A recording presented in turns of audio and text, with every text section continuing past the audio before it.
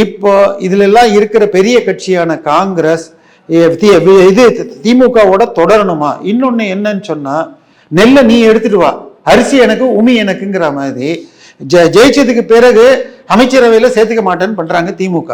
அதுல மந்திரி சபையில எனக்கு வாய்ப்பு வேணுங்கிறாங்க. என்ன ஆச்சுன்னு சொன்னால் 2006 தேர்தல் போது திமுக 96 எம்எல்ஏ தான். மைனாரிட்டி திமுக தான் ஜெயலலிதா அவர்களை அழைப்பார்கள். ஆனா மத்தியில் அவங்களுடைய ஆதரவு திமுக காங்கிரஸுக்கு தேவைப்பட்டது. பாண்டிச்சேரியிலையும் அவங்க மைனாரிட்டியா இருந்தாங்க. ஸோ 2 இடத்துல லாபம் இருக்குன்னு இங்க விட்டு கொடுத்தாங்க.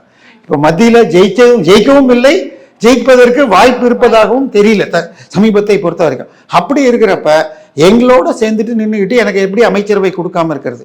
அடுத்தது பார்த்தால்